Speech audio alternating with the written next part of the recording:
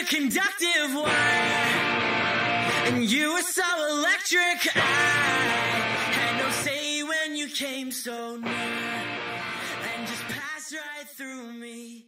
Hey everyone, welcome to Geekdom is back, as is Katie Schaefer. Today we're talking all about scary stories to tell in the dark. We are mostly focusing on the movie today, but we are going to briefly touch on the book because it is the source material. So, Katie, I know you just recently saw this and it's been a while since you've read the book, but as you were watching it, did those stories sort of come back to you? Oh, yes. Oh, yes. There were scenes in it where I knew which story was coming, and it horrified me. It was like, especially the spider one. And I have these very vivid memories because my sister read them to me when I was probably 5. Okay. And then I think I read them later when I was 8, 9 at the most, maybe younger. So childhood nightmares about them really imprinted the stories on me. See, I was the opposite. I had never read the stories. I had heard about them, and obviously I had plenty of friends talking about them once the movie came out, and I was like, you know, I don't think I ever had that book, and given that I'm someone who has a lot of books, I was like, well, that kind of bums me out a little. Yeah, and I think there was a period where they changed the pictures, and the original pictures are what I think really makes those stories so upsetting. Okay. Because the newer ones were much less horrifying, we shall say, because that's what I remember the most is the images. And my son actually read these without telling me he was reading them because they have them in their school library.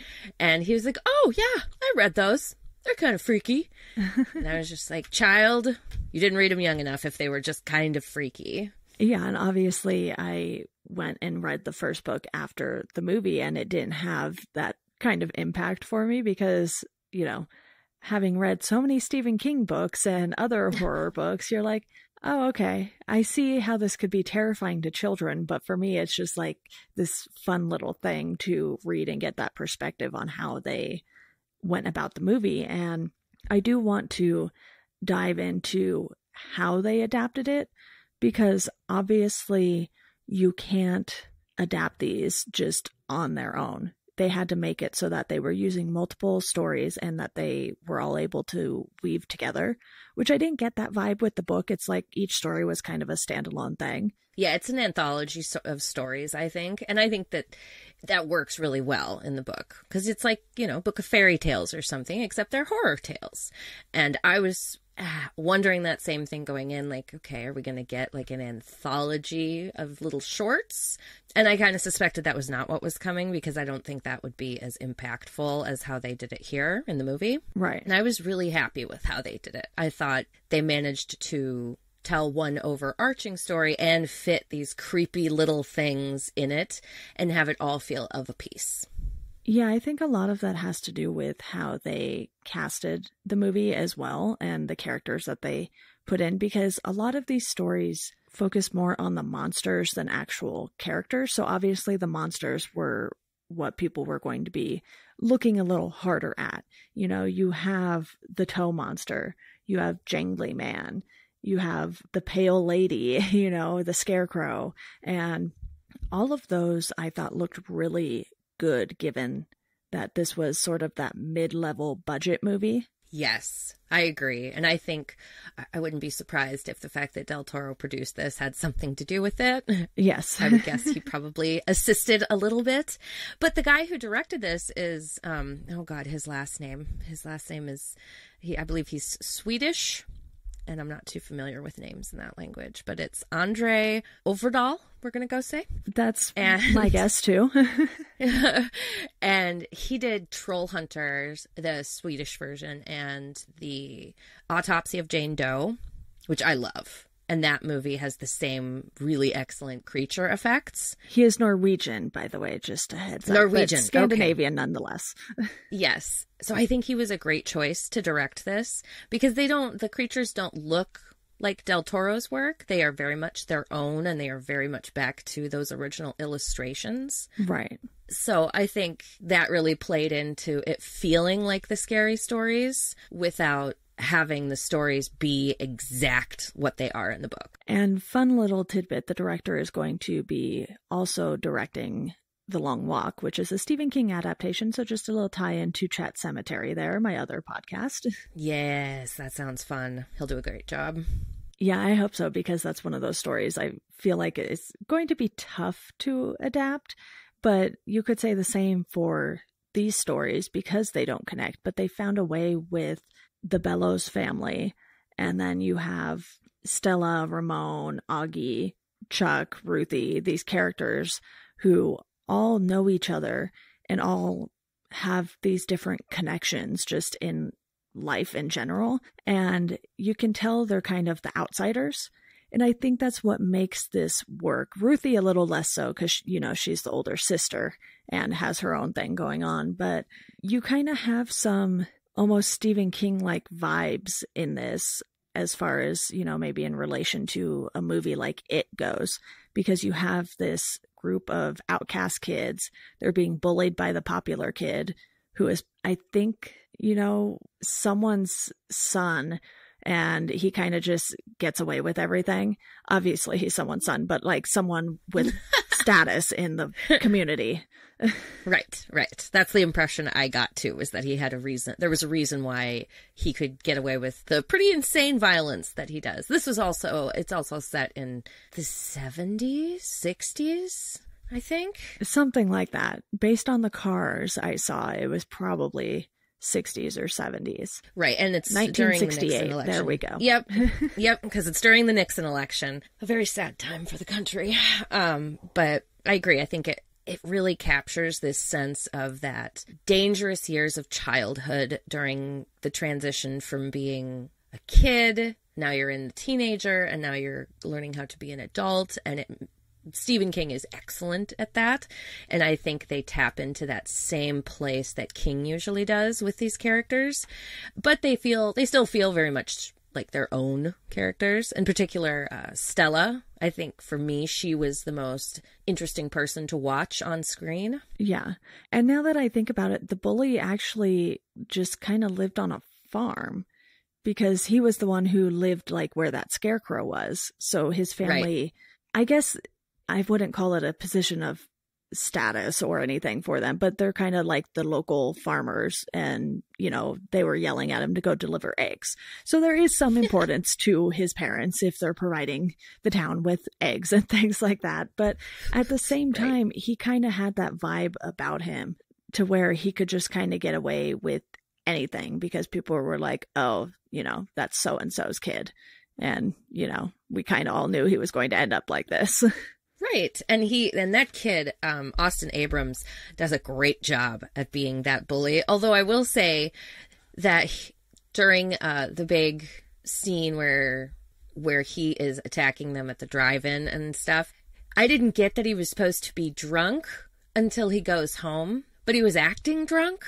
Mm-hmm. And so it was very confusing. I was like, what is going on with this kid? Is he supposed to be portrayed as, you know, disabled or something going on here? And then, are you drunk? Just like, well, you should have told us that before. We should have gotten a little bit of that before, because I think it would have added to his character. And all you would have needed to show is him like swigging back a bottle, and it would have been sufficient to send that message. And who knows what could have ended up as deleted scenes. You know, sometimes they take out just little scenes like that because in the bigger picture, they're not super important. They would have been nice, but if you're trying to stick to a budget and runtime and that sort of thing, unfortunately, sometimes things like that get glossed over a little. But overall, I thought they did a nice job with just letting us know what kind of families these kids come from. Yes. I agree. I think the only one who we maybe could have gotten more from, but I believe was probably, if it was cut for the same reasons, was Augie's. Mm-hmm. But we still get some of it. We still get that little phone conversation he has with his mom. Really sets up everything you need to know about his character and what his life is like. And I thought that was so well done. When they do give you details about these characters, they are perfectly set into the film so that it isn't disruptive and it doesn't feel like they're telling instead of showing. Right. And you can kind of extrapolate from those small moments. And I think they're still obvious enough that, you know, this movie is obviously meant for the tweens and up. Mm-hmm. So I think even kids like my son's age, who's 11, I think he still got that. It wasn't so buried that you have to be watching with an eagle eye to really get it, you know? I'll be honest too, I only really recognized 3 of the actors in this, and it was Dean Norris, Gil Bellows, and Lorraine Toussaint. I hope I'm pronouncing that correctly, but you know, I had seen Dean Norris in Breaking Bad. Gil Bellows happened to have been in a couple other things that I have seen. He was in this show called Eyewitness, which was a US version of a European show. And then Lorraine Toussaint was in Orange is the New Black. So I was like, okay, these 3 look familiar to me. Nobody else does. And I think when you get kids of this age in these movies, it's kind of a test of what they're going to be capable of. I agree, especially in something so intense. Because there's several really intense scenes in this movie, even outside of, you know, the death scenes. You know, that the one where they are down in Sarah Bellows' room, that whole interaction is just fraught with tension that climbs very steadily. Yeah. And all of them do such a great job. Like, in particular, like I said, Stella. But I think Chuck Steinberg is the character, but Austin Zajur is the actor, and I think even he does something really good, and he's playing kind of the class clown type guy, which can be hard to do in this kind of film, because if you do it too much, it's overacting and it kind of breaks that tension, but if you're not doing it enough, then the character just kind of seems dumb. So I think he really hits that sweet spot of contributing what he's supposed to without going too far. Yeah, there's definitely a different kind of balance you have to hit, especially in horror movies, because we've seen a lot of people get their start in horror movies, and you could argue that this, as sort of a starter horror movie, is a lot better produced than some of the things that you and I have particularly discussed on Chat Cemetery. And even on this, you know, obviously Halloween is an exception. That's a really well-made movie for the time, and it got Jamie Lee Curtis her start, really. It wasn't, you know, the only thing she had been in, if I'm not mistaken, but it kind of took her to this next level, and she eventually moved out of horror movies and things like that. And I think that's something that we could see these kids easily doing. And obviously Austin Abrams has been in other stuff. I think he was probably, of the teens in this, the most, I guess, experienced. Yeah, I think so too. He's got, he's been in a lot of stuff. Yeah, like I think he did The Fault in Our Stars and yep. some he was HBO on The Walking stuff. Dead. Paper Towns, yeah, tons of different teen stuff. Oh, Paper Towns. Wrong John Green book, excuse me. Yeah. They kind of run together. I know, they do. But yeah, and it looks like he's got 3 movies in post-production right now. So it seems like his star is ascending, as they say. But yeah, I think if you're going to have something on your resume, essentially, in your reel, I think this is a really, really great start. You know, this is a strong thing to put out there that will get casting people into these actors and actresses, because they all do such a great job with something that could easily veer into camp or just plain bad horror, because the line between good horror and bad horror is a thin one.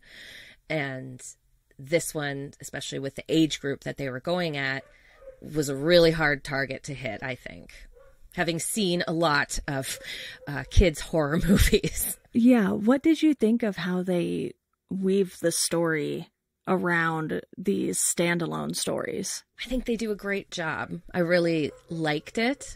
I mean, because I think even if you hadn't read the books, you could go into this and you would still really like it. I think in particular, the 3 main ones that they do, or is it 4? The Pale Lady, the Toe. No, I think there's more than that. But the Jangly Man. Yes, and the Spiders. And each one of them, if you have read the books, you see them coming, and it's just chills up your spine as you know how it's all going to unfold. But if you haven't seen them, then they still do the same thing. And that's really challenging to do. And I liked the overarching story that they had, and I thought they slotted these in very, very well. And each one feels satisfying on its own while also adding to the bigger story, which I can't imagine how hard it was to adapt this from a book into a film.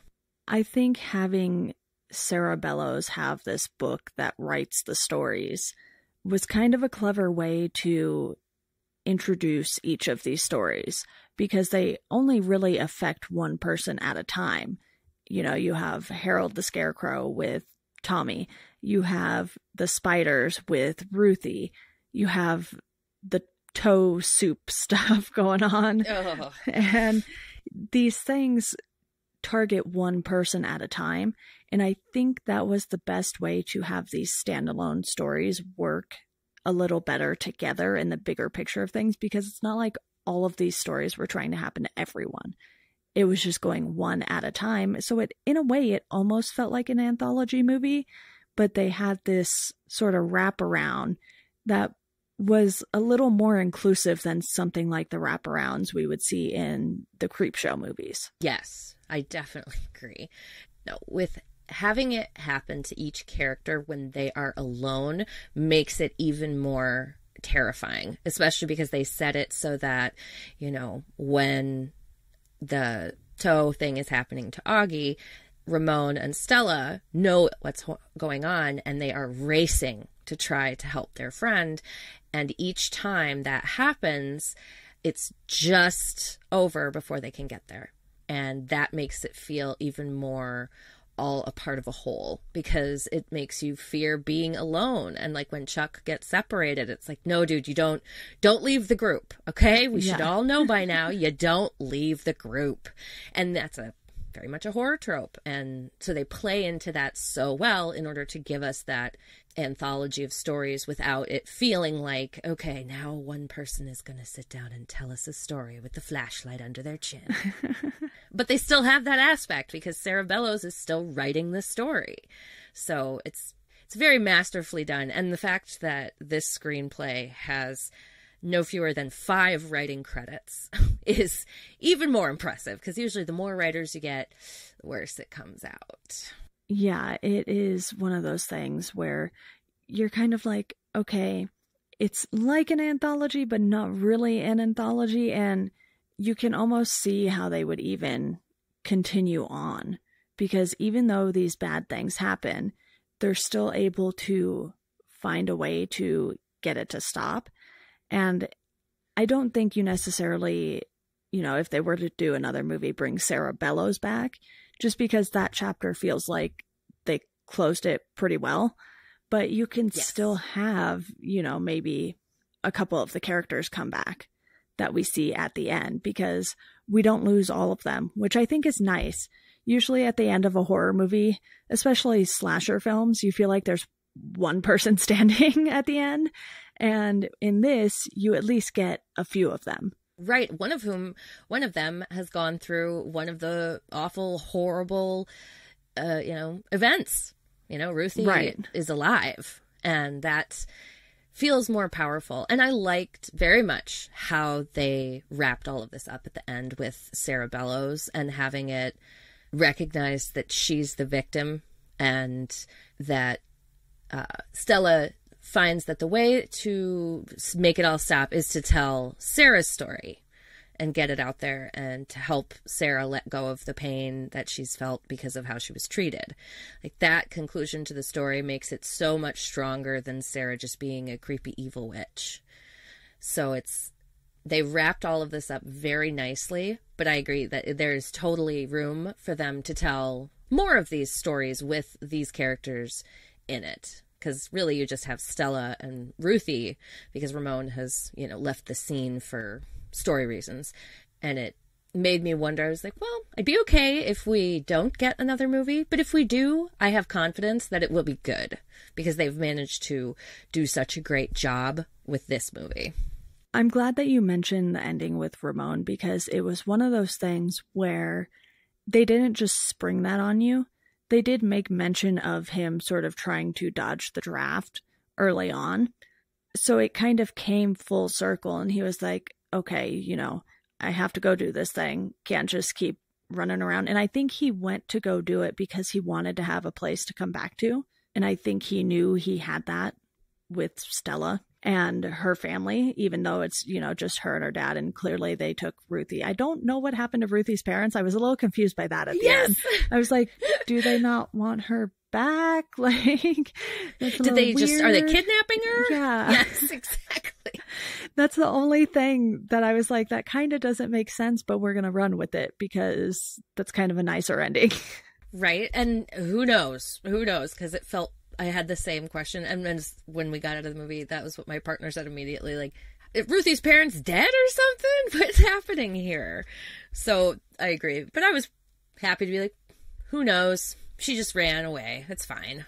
Yeah.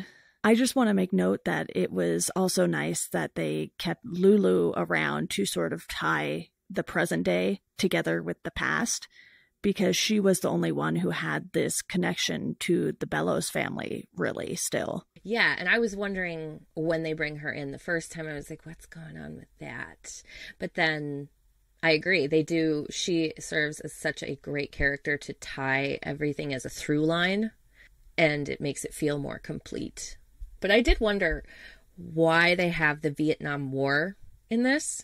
And I am so excited to go back and watch this again to see if I can see more ties of it, because Del Toro was one of the screenplay writers, and he does a lot of tying in wars into his stories to make a commentary on them, like especially in Pan's Labyrinth, of course. But there's got to be something. He wouldn't have just chosen that at random because it fits. So I'm very interested to see what that is, because I assume that there's a purpose other than, well, we'll just have Ramon be a draft dodger. That works, because that's expensive. That takes a lot of your budget to, you know, do a period piece, especially those cars.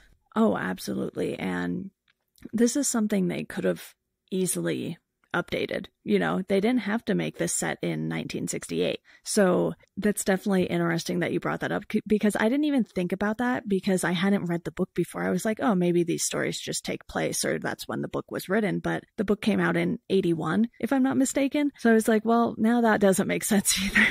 Right. And a lot of the stories are set in some time.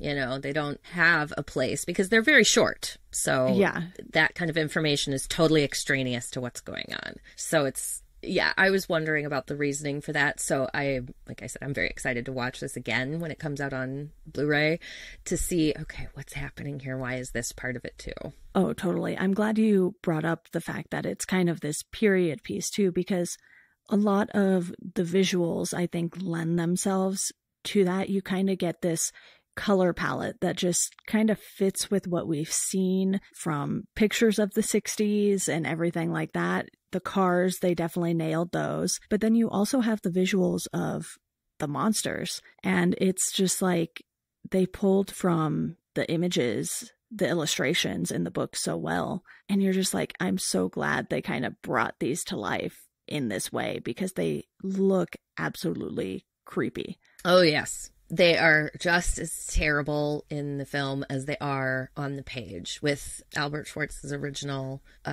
illustrations. Alvin Schwartz, excuse me.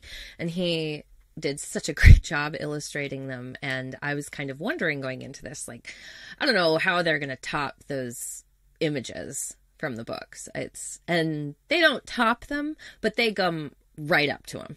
They are just as freaky and upsetting to look at and feel very inspired by the original illustrations, and I very much appreciated that. That, I think, more than anything, was such a strong tie back and made this story feel like an adaptation of those books. The visuals were definitely a strong point for me when I was watching this. I was like, okay, yes, they kind of nailed these visuals as best as they could. Again, given the budget on this was $25 million, which I know sounds like a lot to us everyday people, but movie wise, when you look at that in comparison to like the budgets that Disney movies have, that's next to nothing. Yeah, in comparison to the budget of like an average drama picture, that's nothing. You know, most of those have 50 plus, 50, 60 plus, or like Right. a comedy. Like 25 million is a very, very small budget for this kind of creature feature. But I think a lot of how they worked around their budget is that there is not a lot of CGI in this movie, which is the most expensive part of making one of those big movies is Right. the CGI, the work involved in it. I think instead they opted to go with a lot of practical effects, and that works very well in the movie's favor. Like the Pale Lady is a practical suit, and that's very reusable. So I think they did a great job deciding to go with practical effects, and it saved the money, obviously. Yeah, because even in comparison to something like It and It Chapter 2, this has a pretty modest budget because, again, with It and It Chapter 2, they've definitely used CGI in those just because of the way Pennywise moves and things like that. It's just like, okay, that would be very hard to do practically at times. So you do Right. have more CGI in, you know, that set of movies, but at the same time, you can sort of still instill this kind of fear with something like Scary Stories to Tell in the Dark. Definitely. And it makes it feel all the more real with the practical effects, I think. And these stories are creepy and upsetting, but they're not incredibly dramatic set pieces. Like, these are very real, basic things to fear, like the spiders coming out of her face. That type of thing is such a creepily realistic because it almost feels like it could happen. It can't, but it almost feels that way. And that is where the terror in the books lies, I think. Right. Plus, it was nice that they didn't spend too much time on any one story. It was pretty well paced, and obviously the overarching story with the Bellows family is sort of the driving force for all of the kind of sub stories with all of these monsters. And to have that be as well paced as it was, you know, I didn't feel like I was sitting in the movie for hours upon hours being like, okay, where is this going? Yeah, agree. I think it takes a little bit to get going in the beginning. It lays out a lot of stuff for you so that when the scary part hits, they don't have to stop the tension and explain to you this is what's going on. So I felt that like right up until the scenes with Tommy, I was like, okay, where are the scary stories part of this? But then it hits at such a great point and then just takes off. Does not slow down from that point on. And I think they did it just right with the pacing. They built up all of the characters so that you would have a reason to care about them, because if they just started this movie and jumped right into, you know, the first creature or monster, you'd be like, okay, so what? Right, exactly. And since they were doing this very difficult adaptation, I think that was the way to go. And it feels good. You know, it like might be a little dissatisfying when you're watching it if you haven't seen it before. But then once things get going, it's like, oh, good. I'm glad we got all that out of the way on the front end. And now we can just kick it into high gear. Yeah. One thing I do want to discuss before we start wrapping things up is the fact that rich people are so weird, because watching this and, you know, just learning about the Bellows family throughout, you're like, okay, this is weird, because clearly they were like the richest family in town. And then I've recently went to watch Ready or Not, and, you know, that's an entire story about rich people having traditions. And I was just like, okay, obviously rich people being super weird works really well for horror movies. And it just got me thinking recently. I was like, wow, rich people are really weird. And obviously there are plenty of fantastic rich people out in the world, but, you know, with things like the college admissions scandal that's going on with a bunch of rich people right now, you're just like, you know, you would think people with this much money would be a little smarter about how they do things. And then it is a totally different world. I agree. Yeah, but because they have so much money, they're just like, I can get away with this. It's fine. So to see how that formed in the Bellows family in this, you know, they kept Sarah locked up like an animal, even worse than an animal. Like, I don't think anyone I know would do that to an animal. I would hope not anyway. No. And it's just like, what were they thinking? And because of the time period that the Bellows family comes from, it's like people really did not push back against rich people at all. It's like they ran the world. I mean, they still do today, but there's a little more pushback, I would say. And you just get this feeling that they could get away with anything if they could do that to their own family member and keep it quiet for so long. Right? And they do. They, especially because she knows they're poisoning the well. They're poisoning it with the mercury. And I totally agree. And I just actually watched The Goldfinch last week, talking about wealthy people. Okay. And it's the same in that. And that is not a horror movie, but those wealthy people, they are weird. Very, very weird in the movie.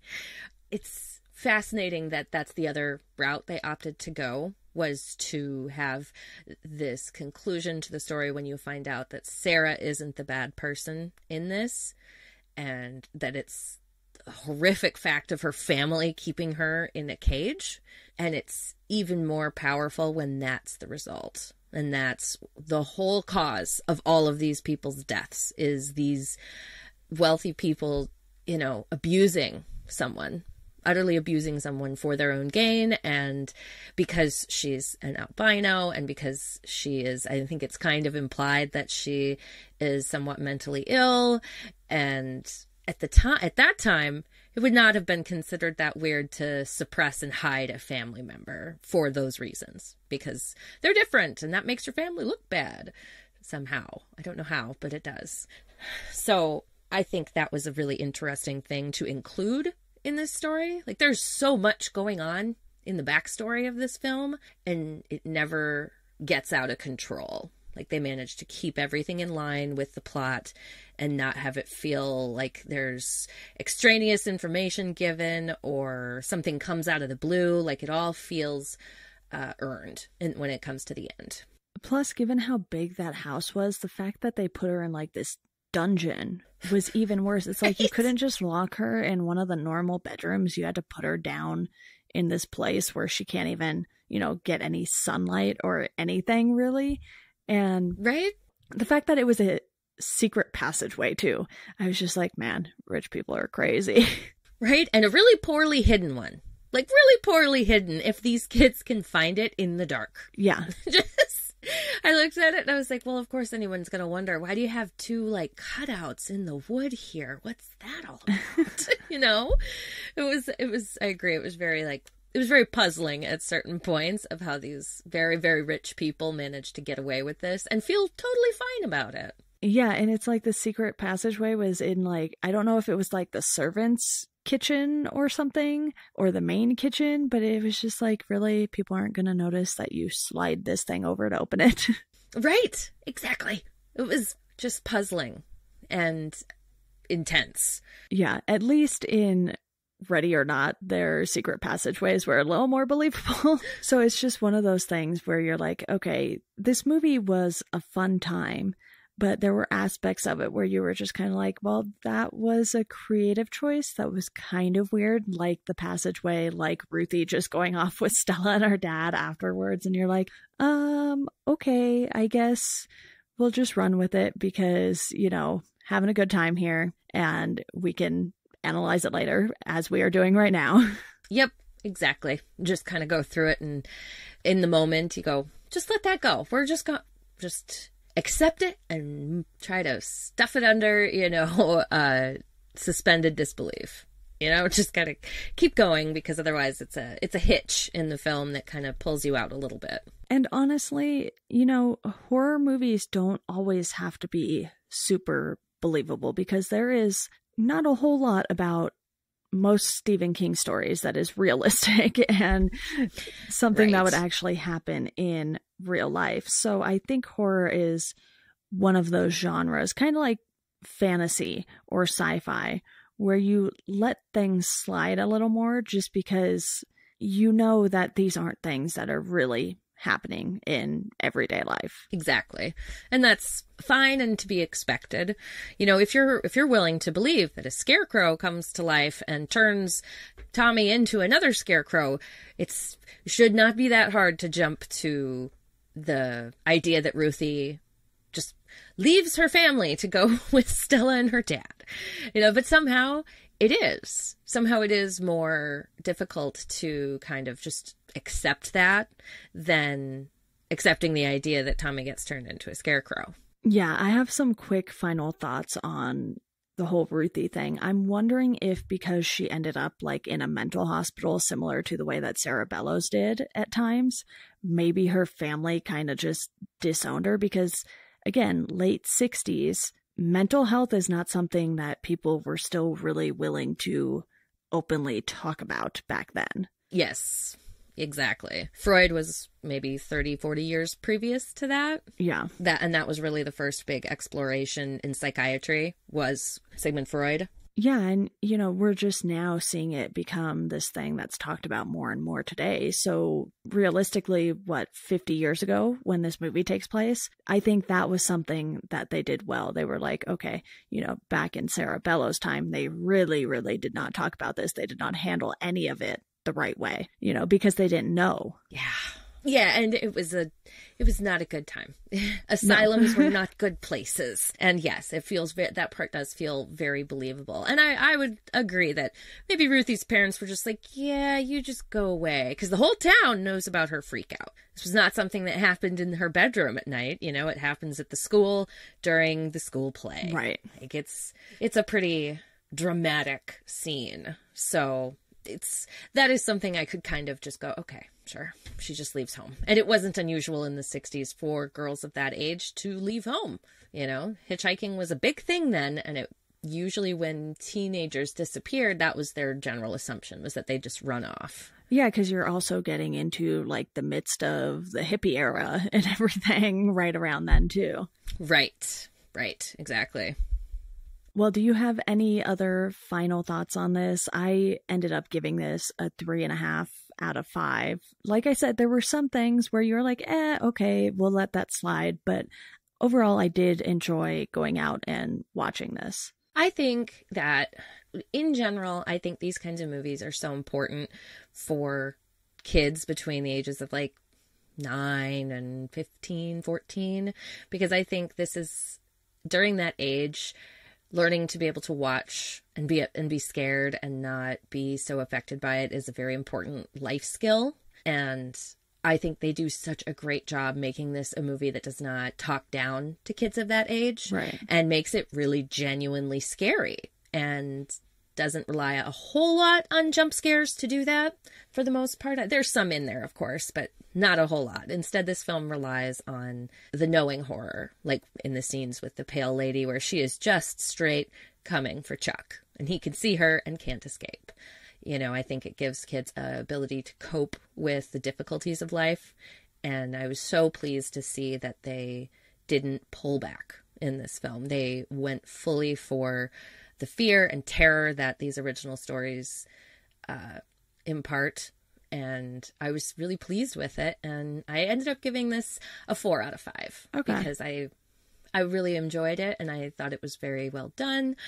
There were some things that didn't quite work, but that's okay. Not every movie needs to be perfect. Yeah. Would you say this is like a great gateway horror movie for the younger generation? Yes. I mean, for kids who aren't exposed to horror growing up, yes, definitely. I mean, my kid's already seen Halloween, so yeah. he's already dipped his toes into the water and is out swimming, but he really liked it too. And he thought it was fun and a little freaky. So I think it would be a great starter for someone who doesn't have a whole lot of experience with the genre. And that's really what the book felt like too when I was reading through it, even though I didn't read it at, you know, the proper age kind of. Right. It was one of those things where I could see how this would sort of introduce people to other horror writers, whether or not, you know, kids need to be reading Stephen King, that's a different thing. But right. It's something where you can tell that it's like, okay, this is our version of a kid's horror story. And you don't get too many of those. Obviously, you kind of have, the Grimm's fairy tales, and you do get these things that are a little darker than you would expect for kids' stories. And even going back to some things now, you're like, oh, this has a whole new meaning now that I'm an adult. Right. Like The Secret of Nim. That for me was an introduction into scary stories, because that movie is really upsetting. But I loved watching it. And I wouldn't sleep in the same room as this book when I was small because it freaked me out. I would hide it in the house because I was like, no, I don't want these things to come out in the night and find me. But I couldn't resist reading it.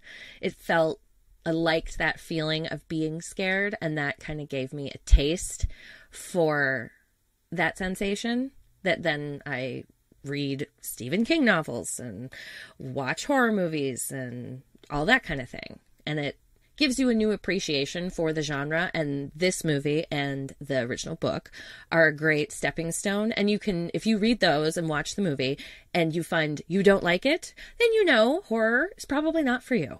Yeah, totally. Well, before we wrap this up, I just quickly want to let everyone know about our Patreon. You can support the podcast in general for $1 a month.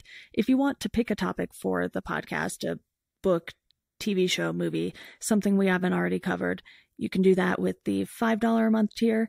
And then I will go through it, find someone who also wants to talk about it, and get that episode posted. You can also follow us at Welcome to Geekdom on Instagram, at GeekdomPod on Twitter, and we're also at Welcome to Geekdom on Facebook. I don't use that as much, though. But anyway, Katie, thank you for joining me to discuss this. It was definitely fun to kind of just run through it, and also to eventually read the book, because it was one of those things I was like, I've heard of this, but never dived into it. Definitely. It was fun. I hadn't thought about this these books in a long time, and then the movie came out. I just didn't have time to see it, so I'm so glad I got the opportunity to go see it and then immediately discuss it with you the day after. Of course. And, you'll be back on for plenty of other things. If anyone wants to get more of a horror fix, I also have another podcast, Chat Cemetery, that dives into all Stephen King things. I know I brought it up a little earlier in the podcast, but if you want to check that out too, pick out what things you have seen or read and listen to those episodes.